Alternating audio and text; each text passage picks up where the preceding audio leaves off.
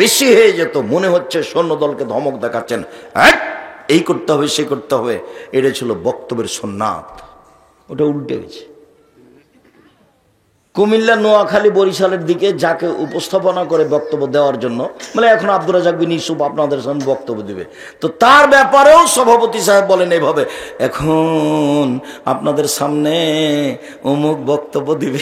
অবাক হতে হয়, সবই উল্টে গেছে, বক্তব্য তো গেছেই।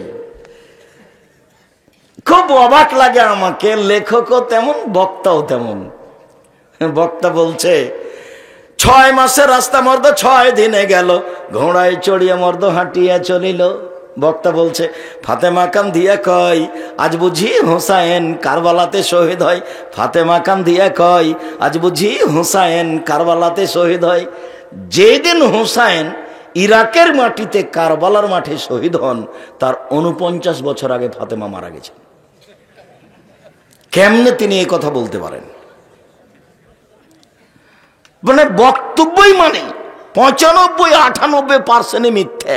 এই তো বগড়া আপনার কাছে নগর মাদ্রাসাতে, আলেম মাদ্রাসাতে একজন বক্তা বক্তব্য দিচ্ছে এইভাবে, আব্দুল কাদের জেলানির বাড়িতে একজন ফকির আসলো ভিক্ষা চাইতে, আব্দুল কাদের জেলানির মা ভিক্ষা দিল। তো ফকির আব্দুল কাদের জেলানির মাকে দেখে আকৃষ্ট হলো। তখন আব্দুল কাদের জেলানি মায়ের পেট থেকে বুঝতে পারলো এটা, মনটা খারাপ করে মায়ের পেট থেকে বের হয়ে ফকিরকে হত্যা করে দিল। তো ওখানে তার এমন কেউ নেই যদি লাভ দেখে ওঠে বলতো, জনাব আব্দুল কাদের জেলানি তো না হয় বাঘের আকৃতিতে বের হলেন, এখনো তো তার প্রসাবের সময় হয়নি, এখন মায়ের পেটে আবার গেলেন কিভাবে? এইটা যদি কেউ বলতো তাহলে হতো। তো এটা তো বক্তব্য দিচ্ছে, কে কার কথা শুনে? আপনি অবাক হবেন, ধর্ম এভাবে বিক্রি হচ্ছে। পৃথিবীর মানুষ শুনে রেখো, আমি জাতির সামনে 3টা আশঙ্কা করে গেলাম। এক, আলেম ওলামা ধর্ম বেচা খাবে, ধর্ম বিকৃত ধর্ম তারা মানুষের সামনে পেশ করবে। আবার বললেন পৃথিবীর মানুষ শুনে রেখো, জাহান্নাম উদ্বোধন করব 3 শ্রেণীর মানুষ দিয়ে, তার 1 নম্বরে থাকবে হুজুর। এ কথা আমি বলি না, হাদিস বুখারী মুসলিম। বিবেচনার কারো সুযোগ নেই। জুব্বা যত বড়ই হোক, আল খাল্লা যত বড়ই হোক, পাগড়ি যত বড়ই হোক, কথা রাসূলের না হলে জাহান্নাম হবেই। তাহাজ্জুদ দিয়ে ঠেকাতে পারবে না, হজ দিয়ে ঠেকাতে পারবে না, বড় হুজুর তার দাপট দিয়ে ঠেকাতে পারবে না। পিছন দিকে হাত বাঁধা থাকবে হুজুরের, পিছন দিকে হাত বাঁধা থাকবে ফেরাউনের, পিছন দিকে হাত বাঁধা থাকবে মহারানী এলিজাবেথের, পিছন দিকে হাত বাঁধা থাকবে ইন্দিরা গান্ধীর। কেউ খুলতে পারবে না। এর নাম কিয়ামত, এর নাম আল্লাহর ক্ষমতা। আইনাল জব্বার আইনাল মুতাকাব্বির, আনা মালিকুল আমলাক। স্বৈরাচারী, স্বেচ্ছাচারী, দাম্ভিক নেতারা কোথায়? আমি হচ্ছি রাজাধিরাজ। বিচারের মাঠে দেখাবেন তার দাপট, এখন তো এমনি রেখে দিয়েছে। প্রতাপশালী যে তিনি, এটা বিচারের মাঠে মানুষকে দেখাবেন। বিচারের মাঠ কাকে বলে সেই দিন মানুষ বুঝতে পারবে ক্ষমতা কি জিনিস। এরপরেও মাঝে মধ্যে আল্লাহ মানুষকে শিক্ষা দেন।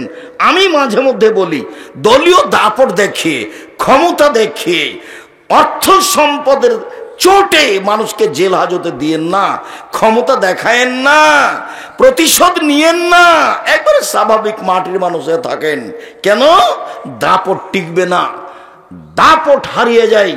1500 বছর পরে হলো ফেরাউনের দাপট হারিয়ে গেছে, পানিতে ডুবে গেছে।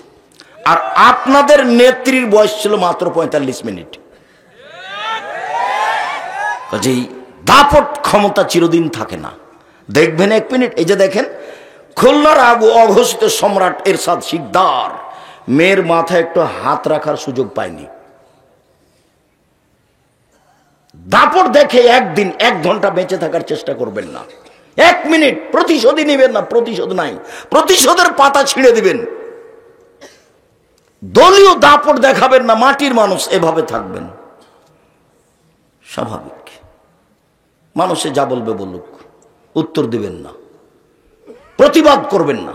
এই তোর কত ক্ষমতা রে, এটা বলবেন না।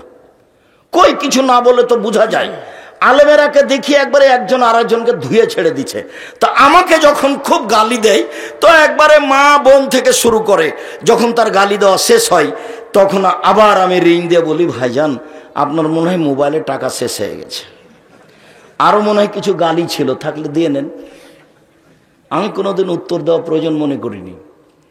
তো সেদিন আব্দুল্লাহ বলছে যে আম্মু কিছু মানুষ তো আমার বিরুদ্ধে খুব বলছে, কি বলা যায় আম্মু, আমি কি কিছু বলবো? তখন ওর আম্মা বলছে, ওর আম্মা বলছে ওর আম্মু ওর হাতটা, তার নিজের হাতটা মুখের সামনে দিয়ে বলছে যে মুখ খুলবো না। তারপর বলছে তোমাকে আমি মানুষ করিনি পিছন দিকে দেখবা, সেই জন্য সামনের দিকে দেখবা, পিছনে ভেসে গেল ডুবে গেল এইটা তোমার দেখা চিরদিনের জন্য নিষেধ, মনে রেখো তুমি। ওর মা বলছে আব্দুল্লাহকে।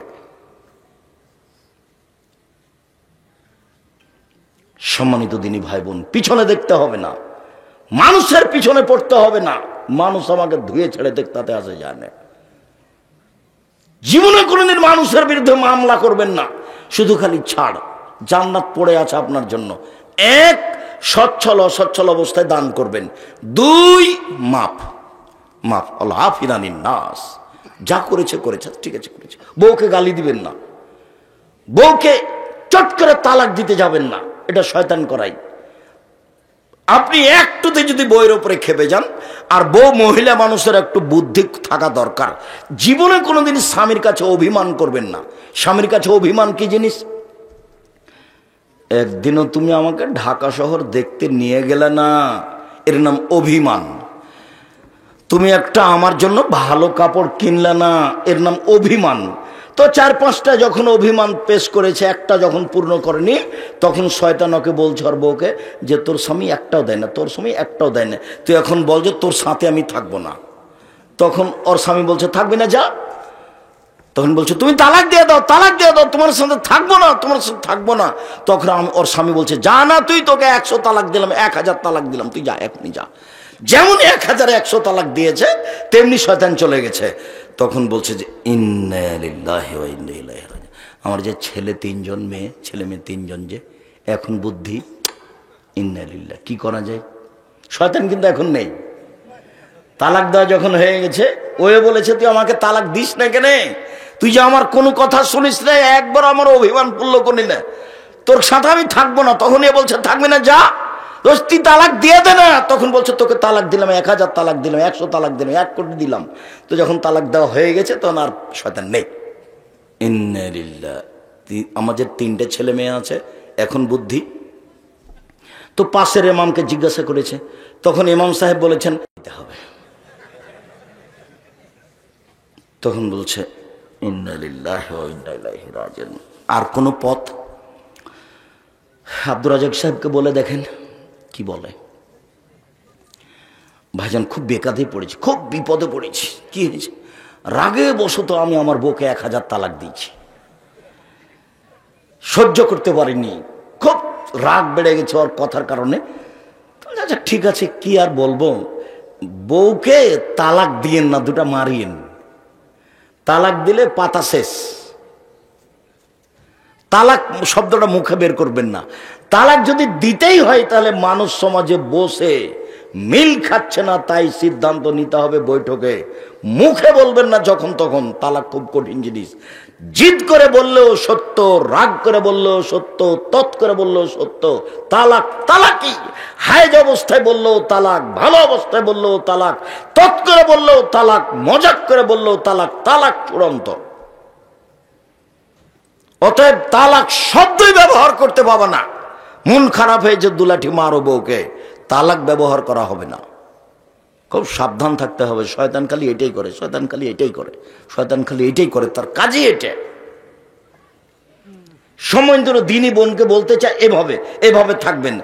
উপস্থিত বৈঠকের মুসলিম বোন, মেঘ কথা বলছো কেন, মুখ বন্ধ করো। একজন মহিলা আর একজন মহিলার গায়ের উপর দিয়ে চলে গেলে মুখ খুলবেন না, মুখখান বন্ধ রাখেন। এইভাবে স্বামীর সংসারে থাকবেন। আপনি যেভাবে রাখবেন সেভাবেই আমি খুশি। আমি সিরাজগঞ্জের গ্রামের মেয়ে, লবণ ভাতেই খুশি। আপনার যদি মোটা কাপড় চলে, মোটা কাপড়েই আমি খুশি। আপনার যদি চিকন কাপড় চলে, আমি চিকন কাপড়েই খুশি। আপনি যাতে খুশি, আমিও তাতে খুশি। আমি আপনার পায়ের নিচে জীবনকে মিশিয়ে দিতে চাই। আপনার সন্তুষ্টিতে আমি জান্নাত কিনতে চাই, আমি অন্য কিছু চাই না। তখন শয়তান নিচু হয়ে চলে যাবে, যে হলো না রে। শয়তান তো আর কোনো সুযোগ পাচ্ছে না। শয়তান এখন কি বলবে? শয়তানকে চলে যেতে হবে, কোনো পথ নাই। সহজভাবে জীবিকা নির্বাহ করেন স্বামীর সাথে, জীবনে কোনোদিন স্বামী আপনার বিরুদ্ধে মুখ খুলতে পাবে না। তাহলে সংসার সুন্দর হবে। খামাখা ঝগড়াঝাটি দিয়ে, কত কথা দিয়ে সংসার করছেন, এগুলো কি হবে?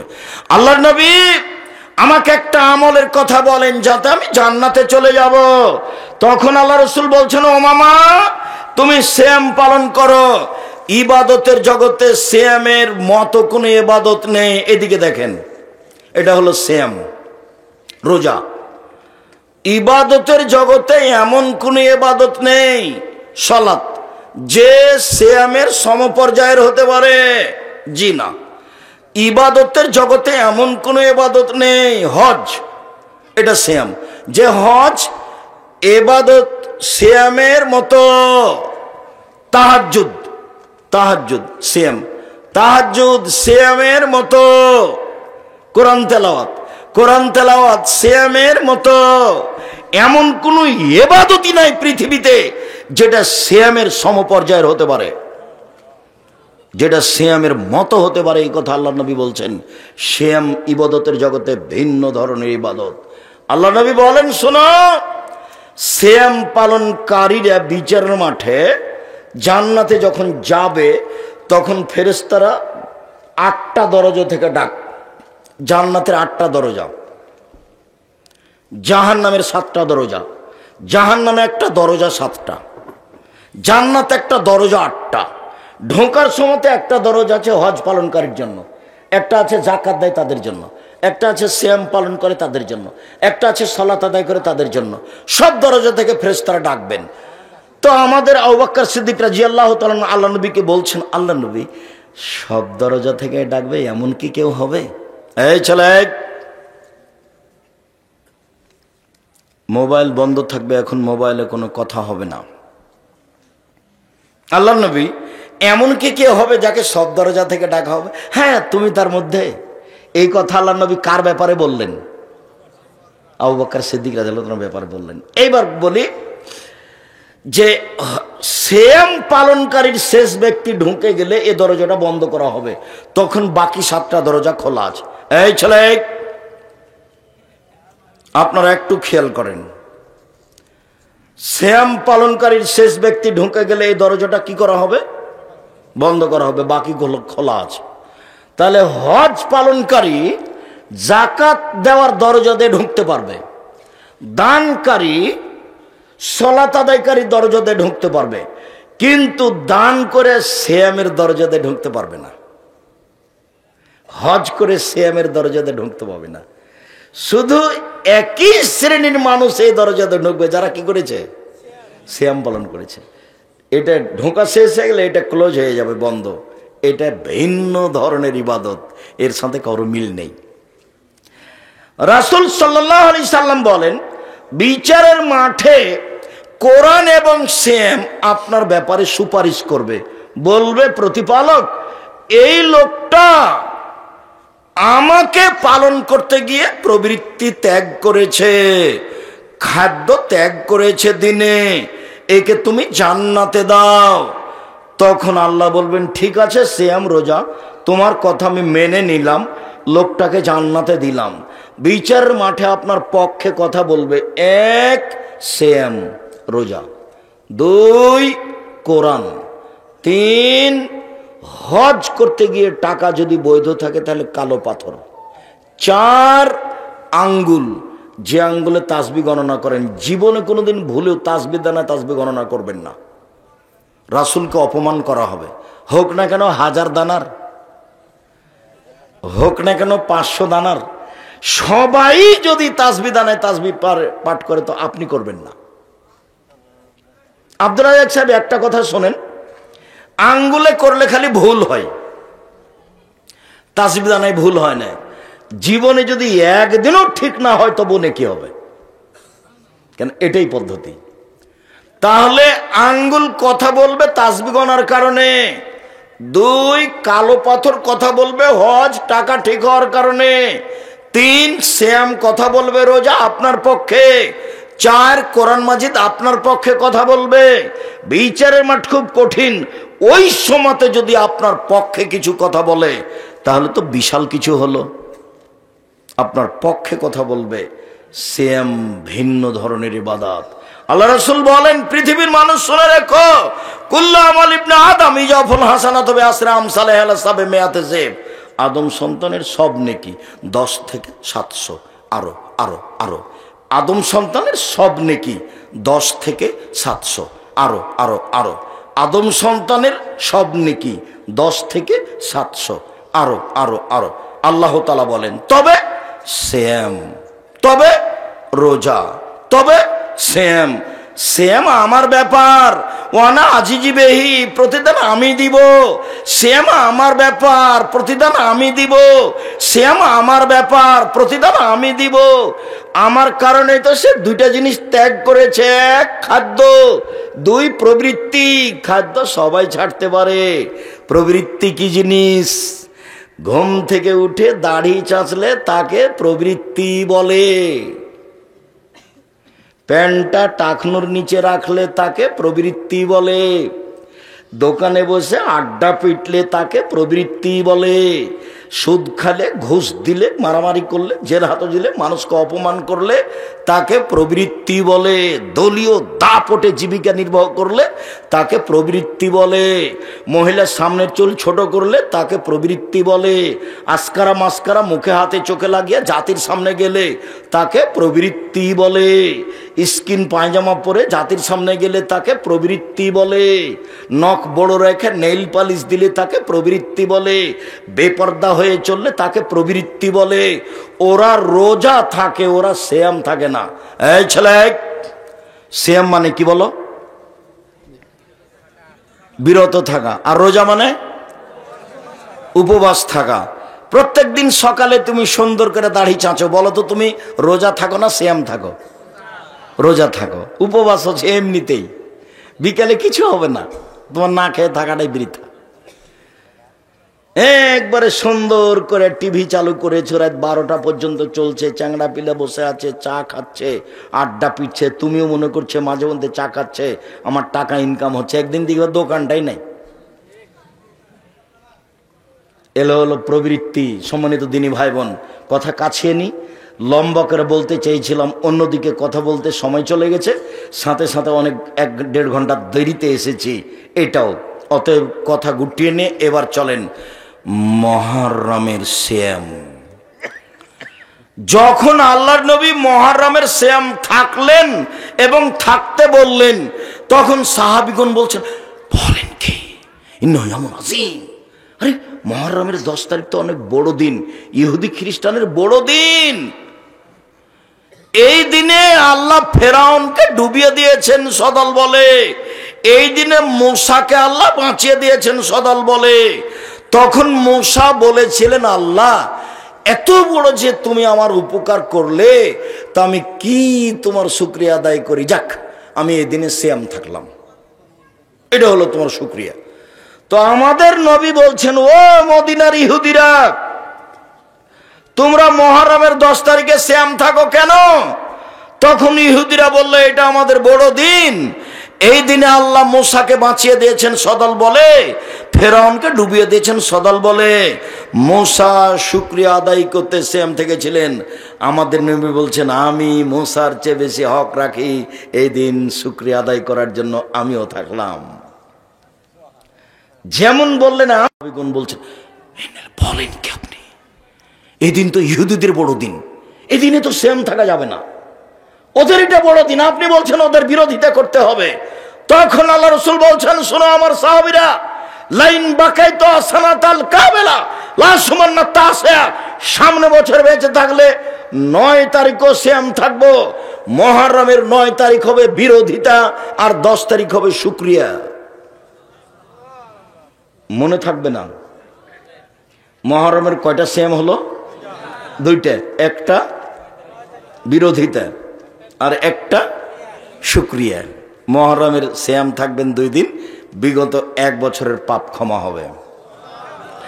আল্লাহ নবী বলেন সিয়ামে আরাফা, কেউ যদি আরাফার 1 দিন সিয়াম থাকে তাহলে আগে পরে 2 বছরের পাপ ক্ষমা হবে। রাসূল সাল্লাল্লাহু আলাইহি ওয়াসাল্লাম বললেন কেউ যদি রমজানের সিয়াম থাকে তারপরে প্রত্যেক মাসে 3 দিন 13, 14, 15, মহিলাদের ঋতুর হাইজের কারণে চাঁদের 13, 14, 15 না হয়ে পরে হয়ে যেতে পারে, তখন 20, 21, 22, 23, 25, 26 হলে কোনো সমস্যা নেই। 3 দিন 3 দিন সিয়াম থাকলে সারা বছর সিয়াম পালনের নেকি হবে। রাসূল সাল্লাল্লাহু আলাইহি ওয়াসাল্লাম বললেন মান সামারা মাজানা সুমাত বাহু সিত্তান মিন শাওয়াল কানা কা সিয়ামি দাহরি কুল্লিহি, কেউ যদি শাওয়ালের 6টা সিয়াম থাকে আর রমজানের থাকে তাহলে সে সারা বছর সিয়াম পালনের নেকি পেল। 6টা আর রমজান, 6টা আর রমজান, 6টা আর রমজান, সারা বছর সিয়াম পালন। তাহলে 1 প্রতি মাসে 3 দিন আর রমজান, সারা বছর সিয়াম পালন। 2 শাওয়ালে 6টা আর রমজান, তাহলে সারা বছর সিয়াম পালন। একটু উপস্থিত বৈঠকের দিনই মুসলিম বোন কথা বলছেন কেন? মুখখান বন্ধ রাখেন। আগে হায়েজের ছুটে যাওয়া সিয়াম পালন করতে হবে শাওয়াল মাসে, কথা ঠিক নয়। হায়েজের রমজানে যে সিয়াম ছুটে গেছে ওটা মরা পর্যন্ত সময়, যেদিন পারবেন সেদিন করবেন। এই ছেলে ওরা যে কথা বলে আমি শুনতে পাই তুমি শুনতে পাও না, এই পাড়ার ছেলেরা কোথায়? পাহারা দাও, এখানে পাহারা দাও, মসজিদে পাহারা, ওখানে পাহারা দাও। এইসব যুবক যারা সামনে দিয়ে হেঁটে চলে যায় তাদের তো একটা লজ্জা থাকা দরকার। তুমি নিজেকে পশু প্রাণী মনে করো কেন? আমি এখানে কথা বলি, তুমি এভাবে লজ্জাহীনভাবে হাঁটো কি করে? তুমি কি নিজেকে গরু ছাগল মনে করছো? আমি তো এটা মনে করিনি। তুমি কি নিজেকে পশু প্রাণী মনে করছো? আমি তো মনে করিনি তোমাকে পশু প্রাণী মনে করিনি। আমি আল্লাহর নবীর কথা বলছি, তোমার বুদ্ধি হয়েছে তাহলে তুমি মানুষ। আমি তোমাকে গরু ছাগল মনে করিনি। তুমি নিজেকে গরু ছাগল মনে করছো কেন? তুমি নিজেকে পশু প্রাণী মনে করছো কেন? বুঝে না ওরা, অন্তর আছে বুঝে না, বোঝা দরকার। দেখে না ওরা, চক্ষু আছে দেখে না, দেখা দরকার। শোনে না ওরা, কান আছে শোনে না, শোনা দরকার। ওলায়েকা কালা আনাম, তারা পশু প্রাণীর মতো, তারা গরু ছাগলের মতো, তারা কুকুর শ্রীর মতো, বালু মাজাল বরং তার চেয়ে খারাপ। রাসূল সাল্লাল্লাহু আলাইহি সাল্লাম বললেন পৃথিবীর মানুষ শুনে রেখো, 2 দিন সাপ্তাহিক রিপোর্ট পেশ করা হয় আল্লাহর কাছে পাপ নেকি, বৃহস্পতিবার, সোমবার। আমি মুহাম্মদ সাল্লাল্লাহু আলাইহি সাল্লাম পছন্দ করি, ভালোবাসি। আইরফা আমালি ওয়ানা সাইম, সাপ্তাহিক রিপোর্ট যখন আল্লাহর কাছে দেওয়া হবে তখন আল্লাহ দেখো আমার রিপোর্ট দেখো, সিয়াম অবস্থায় দেখো, এনে দেখো সিয়াম অবস্থায় দেখো। তো আল্লাহর নবী তার রিপোর্টটা আল্লাহকে কোন অবস্থায় দেখাতে চাইতেন? সিয়াম অবস্থায়। আজ থেকে বৃহস্পতিবার, সোমবার সিয়াম থাকতে হবে, জরুরি, থাকতেই হবে। থাকেন, ফরজ বলিনি আমি। কেন থাকেন না? থাকেন না কেন? কি হয়েছে থাকেন না কেন? সাহারি খেয়েই থাকতে হবে, জরুরি, এটা সুন্নাত। আমার জীবনে সাহারি খেয়ে সিয়াম থাকা হয়ই নাই, এমনিতেই আছে। ছাত্র জীবনে থাকতাম, এখন ওটা হিসাবই আসে না, মানে সাহারি খেতে হবে পরিবেশই আসে না। আমি তো চট্টগ্রাম থেকে আসছি, সকাল 8টা হয়ে যাবে রাস্তাতে, কিসের সাহারি? তাড়াহুড়া করছি, ক্লাসে যেতে হবে। থাকেন না কেন সিয়াম? কেন বৃহস্পতিবার থাকেন না? কেন সোমবারে থাকেন না? থাকেন না কেন? উপস্থিত বৈঠকের মুসলিম বোন, আপনি থাকেন না কেন? বাড়িতেই তো থাকেন। হাটে যাওয়া লাগে আপনাকে, বাজারে যাওয়া লাগে আপনাকে, যান নাকি? ভ্যানিটি ব্যাগ নিয়ে যান নাকি? ছি ছি ছি ছি ছি। স্বামী মরে গেছে, দেবর মরে গেছে, ভাসুর মরেছে, ভাইয়ের ছেলেরা মরেছে, বোনের ছেলেরা মরেছে, সবই মরে গেছে, আপনি একাই আছেন। আপনি কেন ভ্যানিটি ব্যাগ করে হাতে করে বাজারে যান? আপনার শরম হয় না কেন? কেন যাবেন? যাবেন কেন? কই আমরা তো যাই না, আমরা তো বেঁচে আছি। আমাদের বাড়িতে তো বাজারে যাওয়া কতটা স্বপ্নেও দেখে না। আমরা পুরুষ মানুষই যায় না। আমি এখন পর্যন্ত কোনোদিন চায়ের স্টলে বসিনি, ভিতরে 4 স্টল আছে। জামিয়া সালাফিয়া বিশাল প্রতিষ্ঠান, শিরক মুক্ত প্রতিষ্ঠান জামিয়া সালাফিয়া, বিদআত মুক্ত প্রতিষ্ঠান জামিয়া সালাফিয়া, হিংসা মুক্ত প্রতিষ্ঠান জামিয়া সালাফিয়া, দল মুক্ত প্রতিষ্ঠান জামিয়া সালাফিয়া, সংগঠন মুক্ত প্রতিষ্ঠান জামিয়া সালাফিয়া, দেশের সর্ববৃহৎ প্রতিষ্ঠান জামিয়া সালাফিয়া। শিক্ষক মানে শিক্ষক সংখ্যায়, শিক্ষক গুণে, আয়াতনে, যেটা রাজশাহীতে আছে ডাঙ্গিপাড়া, সেটা প্রায় 40 বিঘা জমির উপরে। যেটা মেয়েদের তানোরে রেডি হচ্ছে, এটা প্রায় ৭০ বিঘা জমির উপরে। যেটা আপনার রূপগঞ্জ, নারায়ণগঞ্জ, ঢাকা, কাঞ্চন ব্রিজ 21 নম্বর সেক্টরের সাথে লাগা, এটা প্রায় 100 বিঘা জমির উপরে।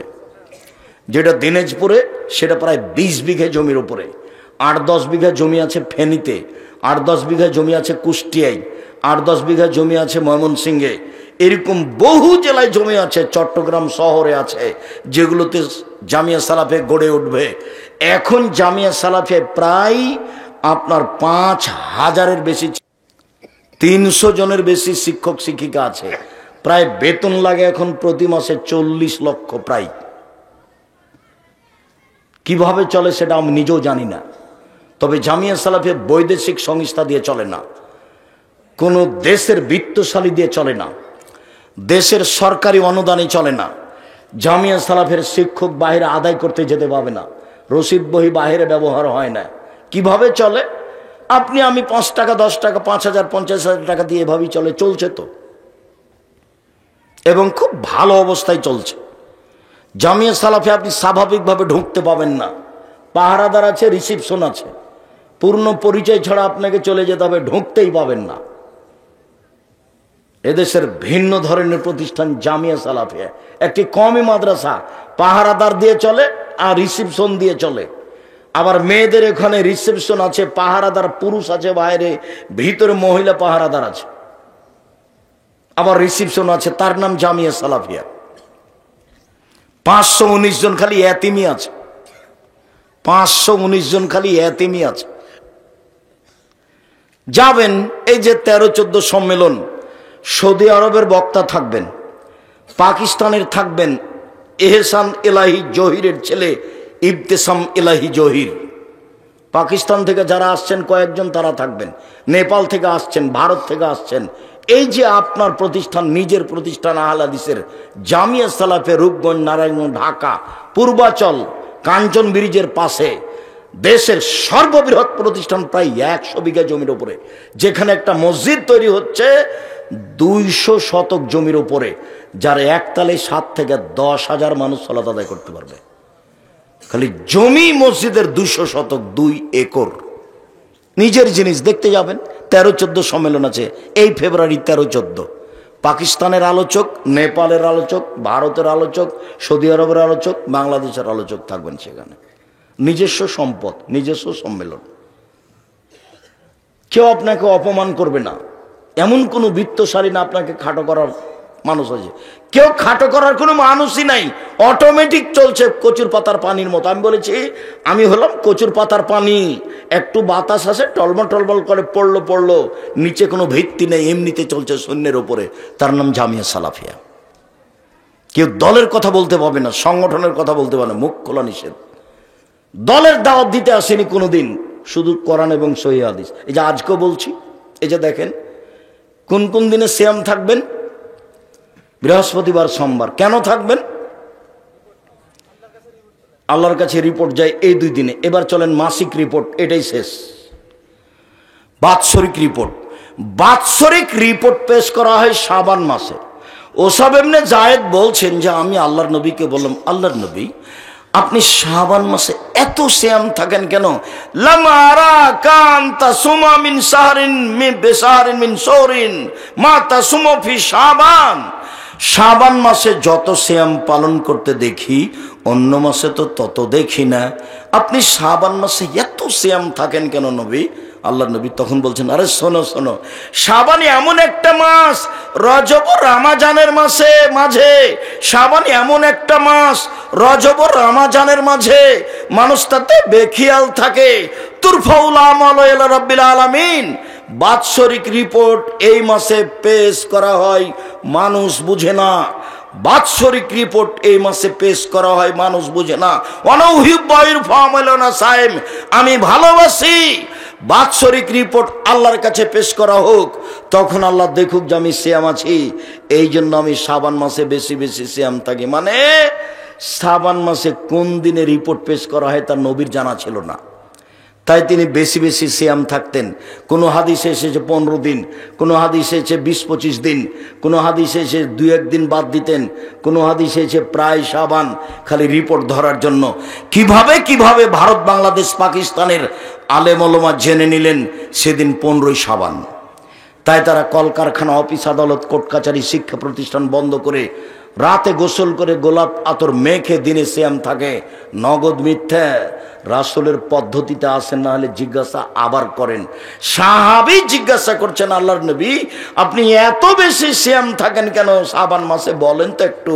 তা আল্লাহর নবী উত্তরে কি বললেন, যে এই মাসে কি করা হয়, রিপোর্ট পেশ করা হয়। কেন বলবেন, বলবেন যে 15 শাবান, বাস এ তো হলো। বৃহস্পতিবার ঠিক আছে, সোমবার ঠিক আছে, তো এইটা বলবেন 15 শাবানে তো হলো। 15 শাবান না বলে বলছেন আমি বেশি থাকি রিপোর্ট ধরার জন্য, আমি বেশি থাকি রিপোর্ট ধরার জন্য। ধর্ম পাগল হয়ে গেছে। সম্মানিত দিনী ভাই বোন, আপনাকে আমি নফল সিয়াম রাখার জন্য আন্তরিকভাবে অনুরোধ জানাচ্ছি। আসসালামু আলাইকুম ওয়া রাহমাতুল্লাহ। আলহামদুলিল্লাহ ওয়াহদা ওয়াসসালাতু ওয়াসসালামু আলা মান লা নাবিয়্যা বা'দা। أما بعد فأعوذ بالله من الشيطان الرجيم يا أيها الذين آمنوا كتب عليكم الصيام كما كتب على الذين من قبلكم لعلكم تتقون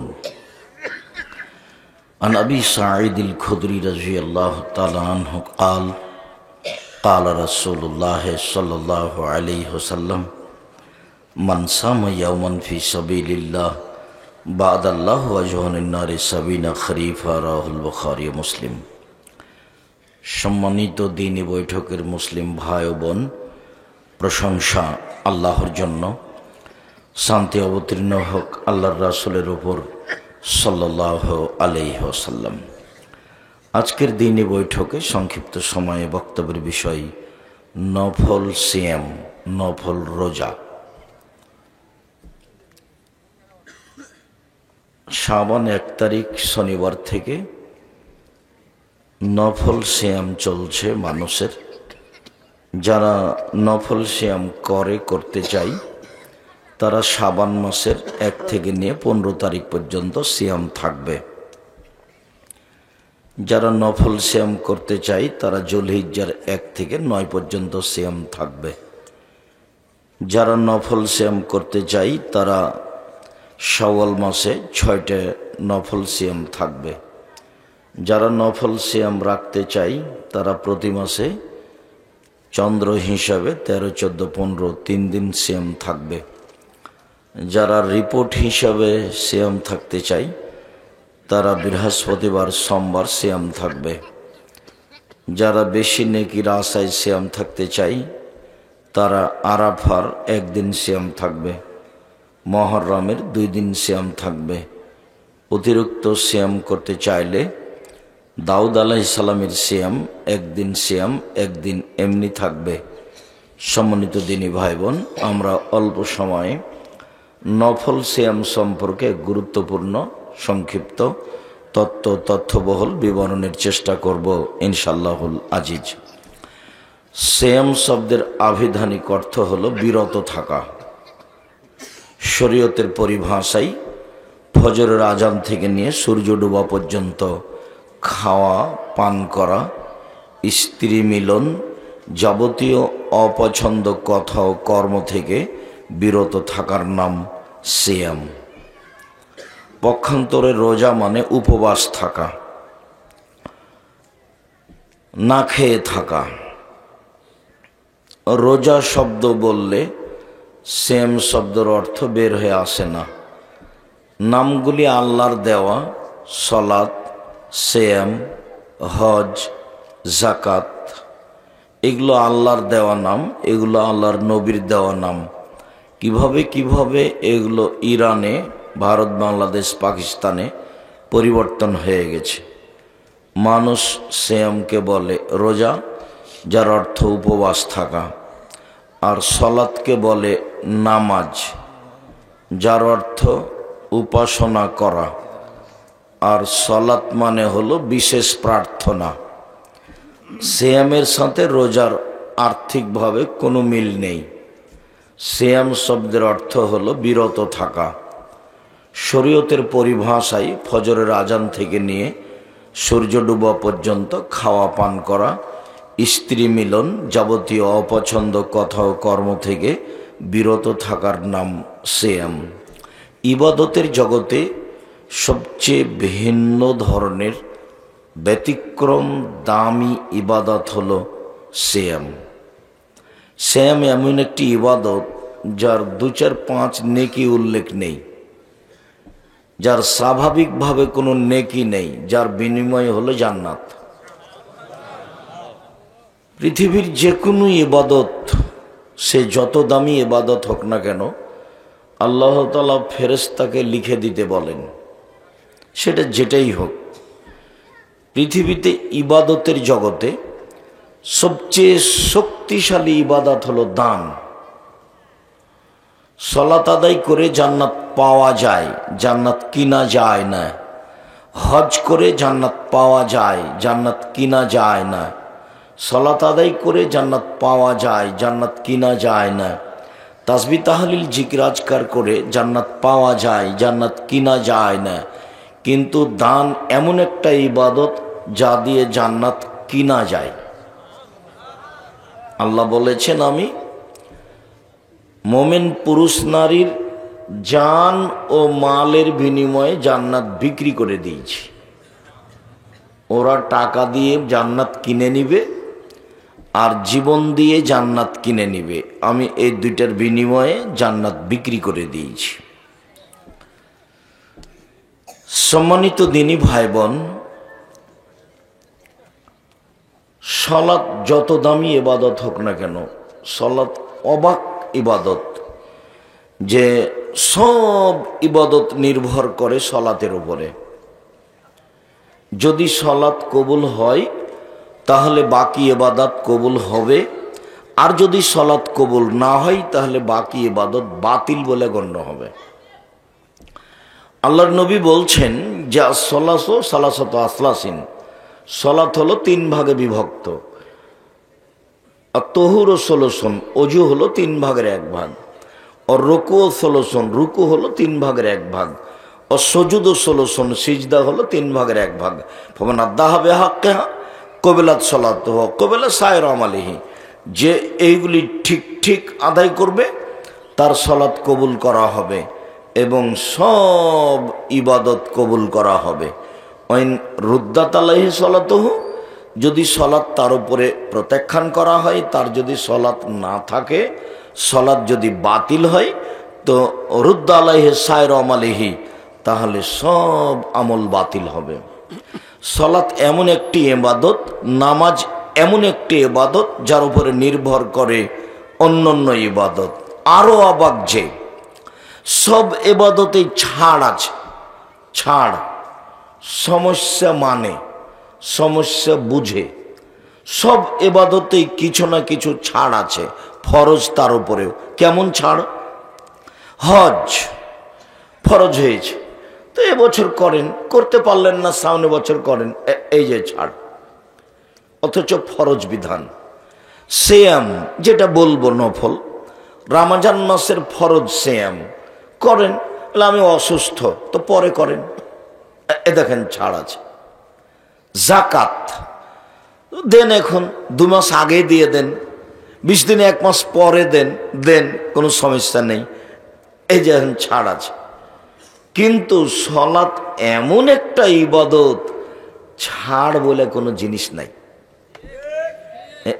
একেবারেই ব্যতিক্রম, অবাক ইবাদত। অজু করে সালাত আদায় করতে হয়, তো পানি নেই, তায়াম্মুম করে করেন, বলে মাটি নেই, তো এমনিতেই করেন। দাঁড়িয়ে সালাত আদায় করতে হয় তো দাঁড়িয়ে করেন, বলে বসে থাকতে পারি না তো শুয়ে থেকে করেন। কেবলার দিকে মুখ করে সালাত আদায় করতে হয়, কেবলা বোঝা যায় না তো এমনিতেই পড়েন। পরিষ্কার কাপড় পরে সালাত আদায় করতে হয় তো পরিষ্কার কাপড় নেই, যে কাপড়ে পেশাব পায়খানা লেগে আছে সেটা পরেই পড়েন। বলে ওটাও নাই, কারণ বশত উলঙ্গ অবস্থা আছে, তো উলঙ্গ অবস্থাতেই সালাত আদায় করতে হবে। একেবারেই ব্যতিক্রম, বিরল, ভিন্ন ধরনের ইবাদত, ছাড় বলে কোনো জিনিস নাই।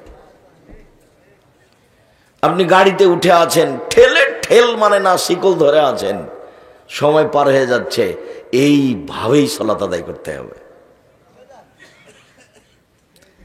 আরো অবাক যে এবাদত ছেড়ে দিলে, অলসতা করে ছেড়ে দিলে তাকে হত্যা করতে হবে, এরকম এবাদত দুনিয়াতে নেই সালাত ছাড়া। কেউ যদি অলসতা করেও সালাত ছেড়ে দেয় তাহলে ইমাম আহমদ ইবনে হাম্বল বলেছেন তাকে হত্যা করতে হবে।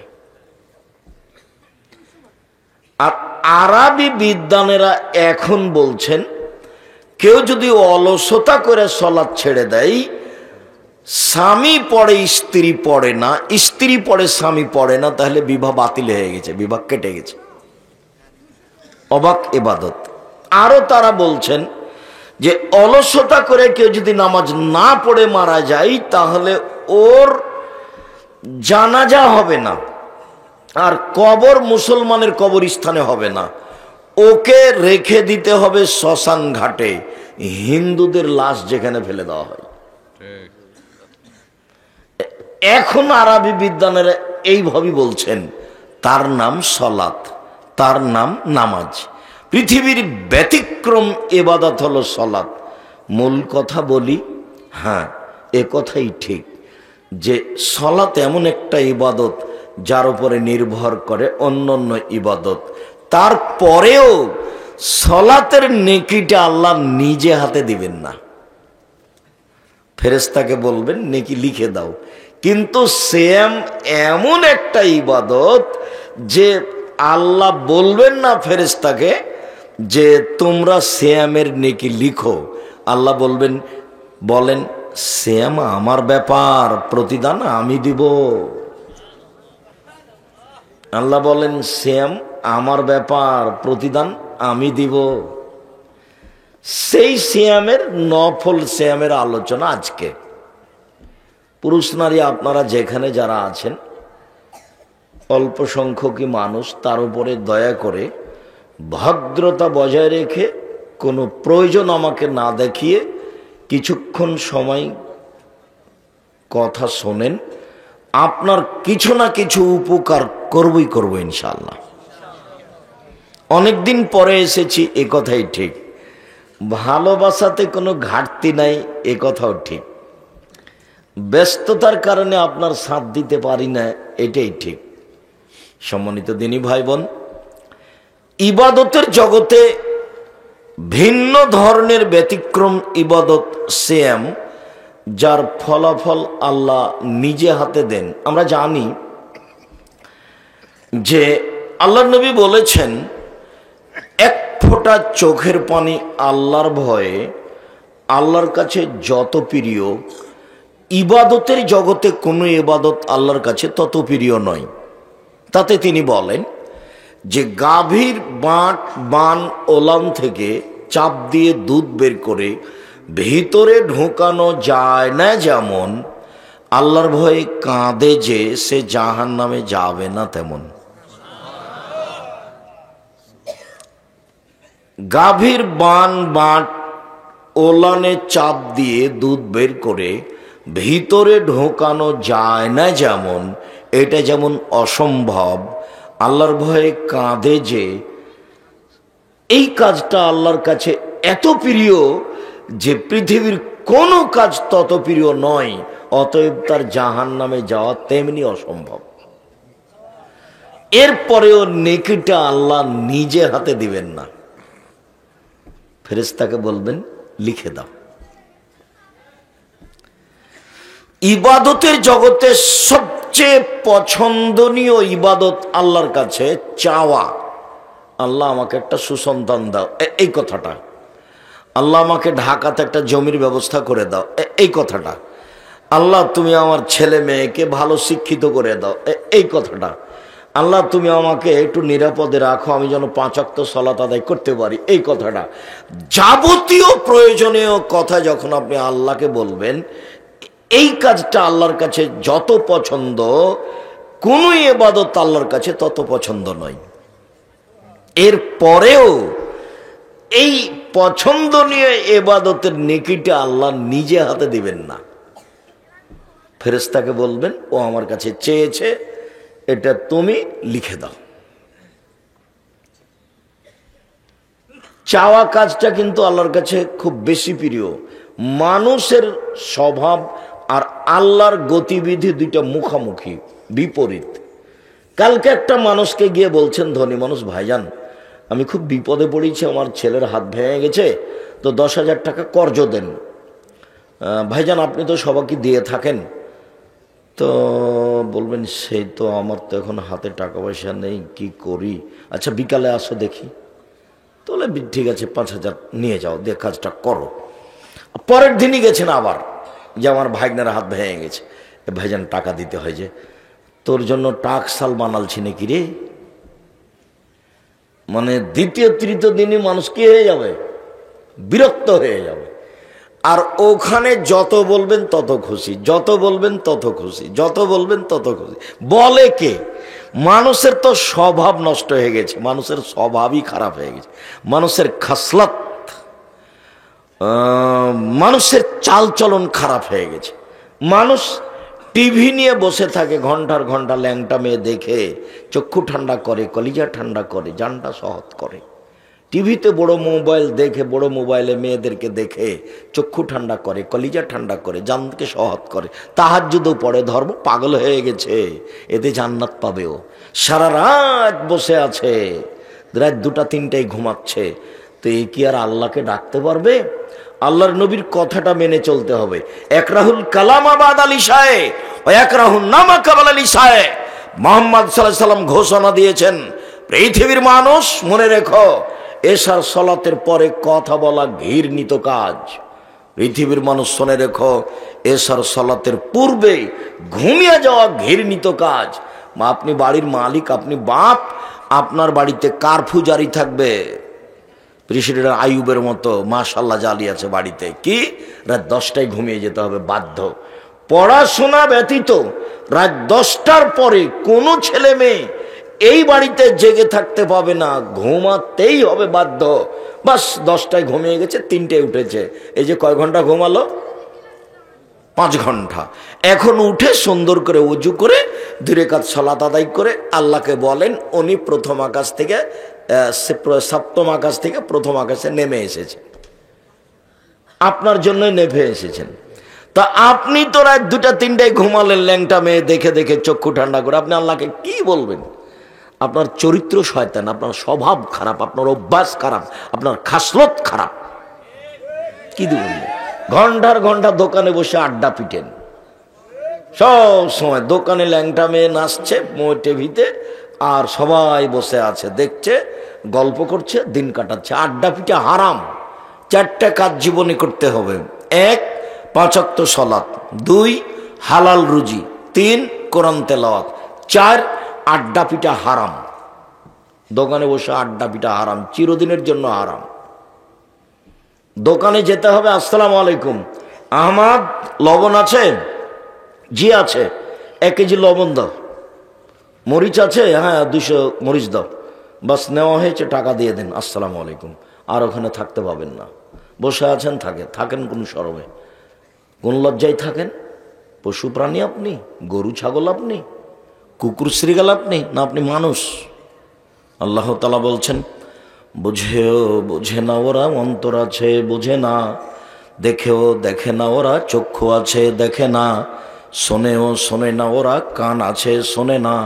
উলাইকা কাল আনাম, তারা পশু প্রাণীর মতো, তারা গরু ছাগলের মতো, তারা কুকুর শ্রীগালের মতো, ভালো মজাল বরং তার চেয়ে খারাপ। আল্লাহ বলছেন মানুষকে, বলছে ওরা কুকুর শ্রীগালের চেয়ে খারাপ, পশু প্রাণীর চেয়ে খারাপ।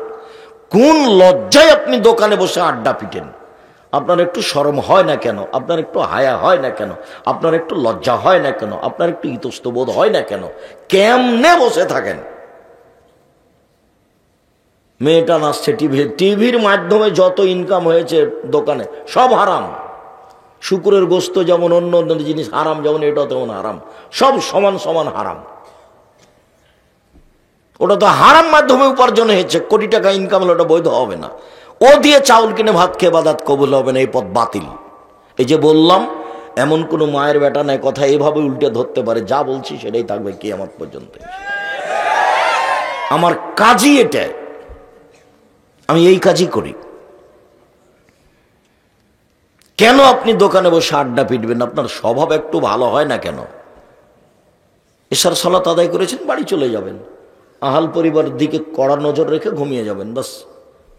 জন্ম দিলেই বাপ হওয়া যায়? ক্ষমতার নীতির নাম বাপ। দুঃখিত, একটা কথা বলে আগাই। আমাদের আলোচনা সেম, আমরা লম্বা আলোচনা করতে চাইনি, আজকে একটু দেরি হয়ে গেছে। তো দুইটা হাদিস মধ্যখানে বলে রাখি, একটা মায়ের জন্য, একটা বাপের জন্য। তো বাপের জন্য এটা আগে বলি। আল্লাহ নবী বলছেন যে মান আলা সালাসা বানাতিন, কেউ যদি তিনটা মেয়ের লালন, বেটি তিনটা মেয়ের লালন পালন করে, তো লালন পালন কি জিনিস? এক, আল্লাহ মাহুন্না, মেয়েকে বিদ্যা শিখিয়ে দিল। দুই, আদ্দা বাহুন্না, মেয়েকে শিষ্টাচার শিখিয়ে দিল। তিন, আহসানা ইলাইহিন্না, মেয়ের সাথে ভালো আচরণ করলো। তাহলে কুনাল্লাহু হেজাবান মিন নারি ইয়াউমাল কিয়ামা, বিচারের মাঠে মেয়ে তিনটি বাপকে জান্নাতে নিয়ে যাওয়ার জন্য জাহান্নাম থেকে অন্তরাল হয়ে যাবে।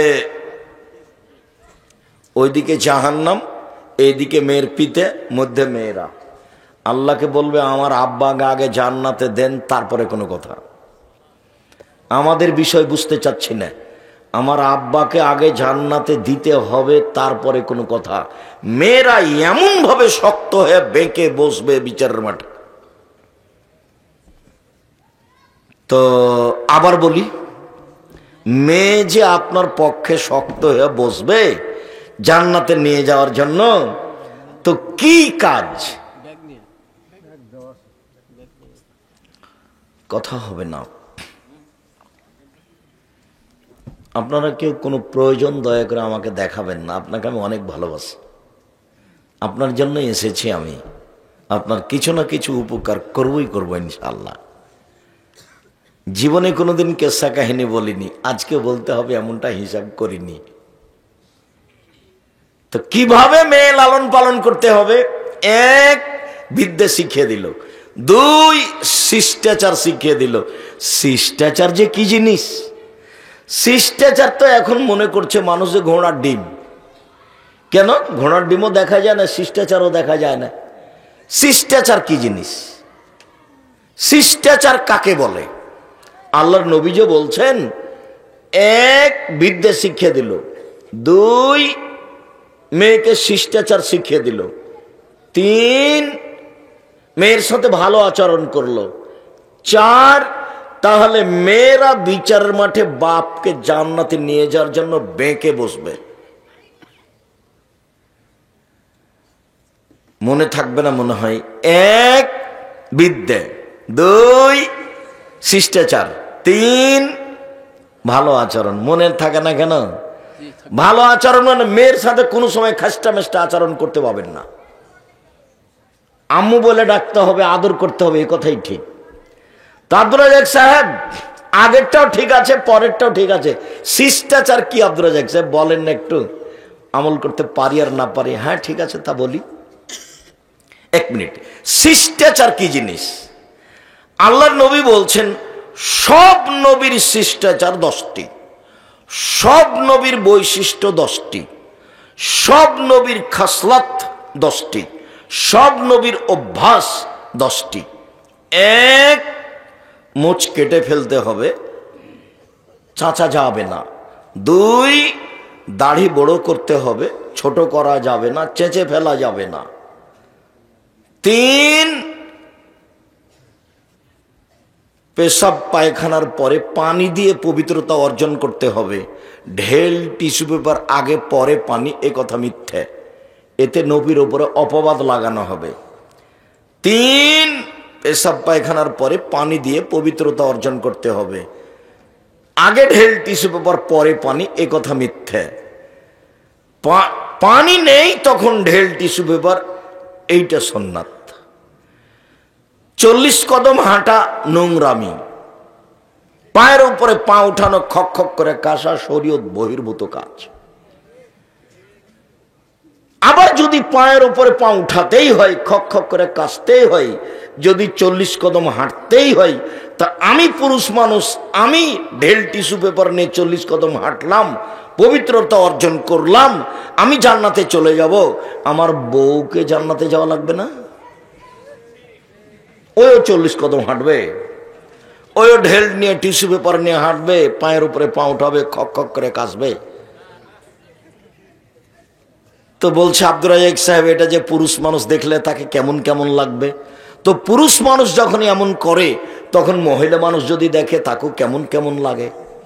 তার মানে এটা শরীয়ত নয়। সাথে সাথে এটা কেন 40 কদম কেন, 40 ঘন্টা পরে যদি টিস্যু পেপার ফেলে দেয়, তাহলে মনে হবে পেশাব আসলো। কেন? এটা এখন অসপসা, শয়তানের কুমন্ত্রণা হয়ে গেছে। আল্লাহর নবী বলছেন, দেখো পৃথিবীর মানুষ, সলাতের মধ্যে আছো তো মনে হলো যেন বায়ু আসলো, মনে হচ্ছে যেন বায়ু আসলো, জাবানা মসজিদ থেকে সলাত আদায় করো। ওটা শয়তান করেছে।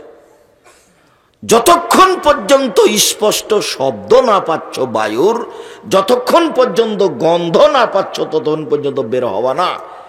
শয়তানকে বলবেন, যাক আমার বায়ু এসে নষ্ট হয়ে যাক অজু, তবু আমি যাব না। শয়তান সর, শয়তান সর, আমার সালাত হোক আর না হোক, তুই সর এখান থেকে। আপনি বলবেন 40 কদম কেন, 40 ঘন্টা পরে টিস্যু পেপার ফেললে আপনার মনে সন্দেহ পেশাব আসলো। অতএব পেশাব পায়খানার পরে পানি দিয়ে পবিত্রতা অর্জন করে সুন্দর করে অজু শেষে একটু পানি লজ্জাস্থান সামনাসামনি কাপড়ের উপরে ছিটিয়ে দিবেন। এখন যদি শয়তান বলে পেশাব আসলো, তাহলে শয়তানকে বলবেন যে তুই সর, পেশাবে আমার কাপড় ভিজে যাক তবু আসে যায় না, আমি আর উজু করব না। নইলে শয়তান আপনাকে সালাত আদায় করতেই দিবে না, ওইটা দিয়ে আপনাকে সারাদিন ঘুরিয়ে নিয়ে বেড়াবে, ওই পথই বাতিল। 4, নখ কেটে ফেলতে হবে। মেয়ের নখ বড় থাকবে, নেইল পালিশ দেওয়া থাকবে, তখনও আপনি বাপ, এটা ঠিক নয়। আপনি শিষ্টাচার, এখন মেয়েরা দাঁড়াবে না এভাবে। শিষ্টাচার কি জিনিস? শিষ্টাচার কাকে বলে? বগলের লোম উঠিয়ে ফেলতে হবে, আপনার ব্লেড ব্যবহার করা হবে না। নারী পুরুষ একই হুকুম। শিষ্টাচার কি জিনিস? নিচের লোম পরিষ্কার করতে হবে, ঊর্ধ্বে টাইম 40 দিন, যেভাবে সম্ভব, যেভাবে সহজ। শিষ্টাচার কি জিনিস? বাড়ি থেকে বের হওয়ার সময় সালাম দিয়ে বের হতে হবে, ঢুকলে সালাম দিয়ে ঢুকতে হবে। শিষ্টাচার কি জিনিস? বাচ্চাকে দুধ খাওয়ানোর সময় বিসমিল্লাহ বলতে হবে, বিসমিল্লাহ না বললে এ দুধ শয়তান খাবে, নিশ্চিত খাবে, অবধারিত খাবে, খাবেই খাবে। আল্লাহ নবী বলেছেন খাবে, অতএব খাবে। শিষ্টাচার কি জিনিস? ডান হাতে গিলাস ধরে পানি পান করতে হবে, বাম হাতে নয়, বাম হাতে শয়তান খায়। শিষ্টাচার কি জিনিস? প্লেটে খাওয়ার সময় পাশ থেকে খাওয়া শুরু করতে হবে, মধ্য থেকে নয়। ভাতের পাতিল থেকে ভাত বের করার সময় পাশ থেকে ভাত উঠাতে হবে, মধ্যে থেকে নয়। শিষ্টাচার কি জিনিস? গামলা থেকে ভাত উঠানোর সময় পাশ থেকে উঠাতে হবে, মধ্যে থেকে নয়। শিষ্টাচার কি জিনিস? বাচ্চাকে নিয়ে যখন ঘুমাবে মা, তখন ডান কাতে ঘুমাবে, বাচ্চাকে ডান কাতে রাখবে, দোয়া পড়ে ঘুমাবে। শিষ্টাচার কি জিনিস? বাচ্চা যখন টয়লেট পেশাব পায়খানায় যাবে, তখন দোয়া বলে দিবে বাপ মা মেয়েকে ছেলেকে। শিষ্টাচার কি জিনিস? মা যখন বাচ্চাকে জামাটা পরাবে, তখন ডান হাত ঢোকাবে বাচ্চার আগে, তার শিষ্টাচার কি জিনিস? যখন জুতাটা পরাবে, ডান পায়ের জুতা আগে পরাবে। শিষ্টাচার কি জিনিস? ছেলে মেয়েকে বলে দিবে রাস্তার এক পাশ দিয়ে হাঁটবা। শিষ্টাচার কি জিনিস, শিষ্টাচার কাকে বলে। আপনি একটা প্লেট কিনেছেন সিরাজগঞ্জ শহরে, তাতে আছে চিংড়ি মাছ, শিষ্টাচার কি জিনিস। আপনি একটা কিনেছেন তরকারির বাটি, সেটা হলো কাতল মাছ, শিষ্টাচার কি জিনিস। আপনি একটা আয়না কিনেছেন, সেটা হলো রুই মাছ, শিষ্টাচার কি জিনিস। আপনি আপনার বাচ্চার পেশাব পায়খানার জন্য পট কিনেছেন, সেটা হলো ঘোড়া, শিষ্টাচার কি জিনিস। ছেলে মেয়ের জন্য কাপড় কিনেছেন, তাতে আছে কার্টন, শিষ্টাচার কি জিনিস। বাচ্চাকে একটা গেঞ্জি কিনে দিয়েছেন, তাতে লেখা আছে 10, দেখতে দেখতেই নামাজ শেষ, শিষ্টাচার কি জিনিস। দেখছেন বাচ্চা যে মাথার চুল উপরে রেখেছে আর সব নিচে চাঁচা আছে, এটা খ্রিস্টানদের নীতি, শিষ্টাচার কি জিনিস। বুঝলাম না শিষ্টাচার কাকে বলে। আব্দুর রাজ্জাক সাহেব, শিষ্টাচার কি জিনিস। শিষ্টাচার ঘোড়ার ডিম। সারা রাত ছেলের হাতে মোবাইল আছে, মেয়ের হাতে মোবাইল আছে। যখন ক্লাস 6-এ ছিল তখন মেয়ে ভালো ছিল, যখন ক্লাস 10-এ উঠেছে তখন মেয়ে পশু প্রাণী হয়ে গেছে, গরু ছাগল হয়ে গেছে। সে আর মানুষ নয়, অন্যায় তার কাছে অন্যায় নয়। শিষ্টাচার কি জিনিস। বাপ যে আছে, বাপ পশু প্রাণীর মতো, গরু ছাগলের মতো থাকে, খায়। বুঝেও বোঝে না ওরা, অন্তর আছে বুঝে না, দেখেও দেখে না ওরা, চক্ষু আছে দেখে না, দেখা দরকার। শোনেও শোনে না ওরা, কান আছে শোনে না, শোনা দরকার। উলায়েকা কালা নাম, তারা পশু প্রাণীর